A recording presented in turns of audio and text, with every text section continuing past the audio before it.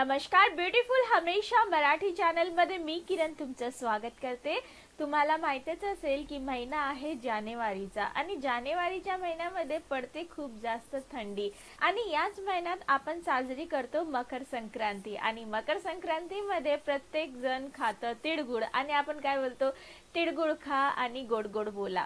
पण तुम्हाला माहिती आहे की याच्या मागचं काही कारण, जर तुम्ही थंडीमध्ये तिळगुळ खाल्ला तर तुम्हाला किती जास्त फायदा होऊ शकतो, तर तेच आज मी तुम्हाला या व्हिडिओमध्ये सांगणार आहे। तर चला मग बघूया। तर सगळ्यात पहिला फायदा मी तुम्हाला सांगते तिळगुळ खाण्याचा। तर तुम्हाला माहितीच असेल की थंडीमध्ये आपल्या शरीराची जी रोगप्रतिकारक क्षमता असते ती कमी होते आणि त्याचप्रमाणे आपल्या शरीराला खूप जास्त प्रमाणात ऊर्जा पण लागते, कारण की आपल्याला थंडीपासून वाचायचं असतं आणि या सर्व गोष्टीमुळे आपलं जे शरीर आहे ते कमजोर पडू शकतो। पण जर तुम्ही दररोज 1 ते 2 तिळगुळचे लाडू खाल्ले तर तुमच्या शरीरातली रोगप्रतिकार क्षमता जी आहे ती वाढेल आणि त्याचप्रमाणे तुमच्या शरीरामध्ये भरपूर जास्त ऊर्जा पण येईल आणि जेव्हा तुमच्या शरीरात जास्त ऊर्जा येईल तेव्हा तुम्हाला थंडीमध्ये पण जास्त थंडी लागणार नाही आणि सर्दी खाशी सारख्या ज्या गोष्टी आपल्याला थंडीमध्ये होतात त्या पण होणार नाही। याचा मी आता तुम्हाला दुसरा फायदा सांगते। तुम्हाला माहितच असेल की थंडीमुळे भरपूरदा आपले जे हाड आहेत ते दुखायला लागतात, पण जर तुम्ही तिळगुळाचे लाडू दररोज खाल्ले तर तुमचे जे हाड दुखी आहे ते होणार नाही, कारण की तिळगुळामध्ये भरपूर जास्त प्रमाणामध्ये कॅल्शियम भेटतो आणि कॅल्शियम आपल्या हाडांसाठी खूपच चांगला मानला जातो।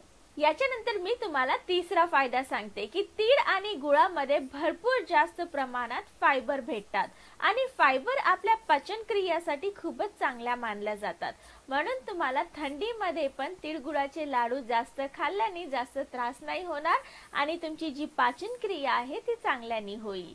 याच्यानंतर मी तुम्हाला चौथा फायदा सांगते।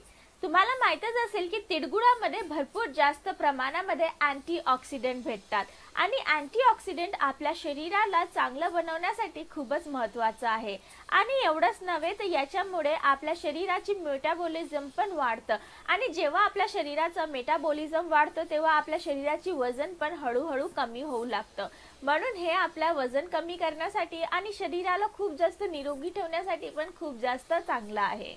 याच्यानंतर मी तुम्हाला पाचवा फायदा सांगते की जर तुमच्या शरीरामध्ये रक्ताची कमतरता असेल तर तुम्हाला तिळगुळाचे लाडू खायलाच पाहिजेत, कारण की याच्यामध्ये भरपूर जास्त प्रमाणात आयरन असतं आणि आयरनमुळे आपल्या शरीरामध्ये रक्त जास्त प्रमाणात बनू शकतं, म्हणून जर तुमच्या घरात कोणाला रक्ताची कमतरताची परेशानी असेल तर त्याला तिळगुळाचे लाडू तुम्ही पक्का खायला द्या आणि त्याचप्रमाणे जर कोणी गर्भवती महिला असेल आणि तिला पण रक्ताची कमतरता असेल तर तिला पण तुम्ही दिवसाचे 1 ते 2 लाडू देऊ शकता।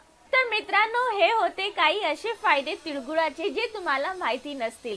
मी आशा करते की आजपासून तुम्हाला पण तिळगुळाचे खूप चांगले फायदे माहिती झाले असतील आणि जर तुम्हाला हा व्हिडिओ आवडला असेल तर सगळ्यात पहिले या व्हिडिओला लाईक करा आणि या व्हिडिओला आपल्या मित्रमैत्रिणींसोबत पण जरूर शेअर करा, तुमच्यासारखं त्यांना पण या व्हिडिओचा भरपूर फायदा होऊ शकतो। तर चला, मी भेटते तुम्हाला अजून चांगल्या अशा व्हिडिओ सोबत आणि जर आज तुम्ही मला पहिल्यांदा बघितलं असेल तर माझ्या चॅनलला सबस्क्राइब नक्की करा। तर चला भेटूया पुढच्या व्हिडिओमध्ये, तेव्हापर्यंत नमस्कार।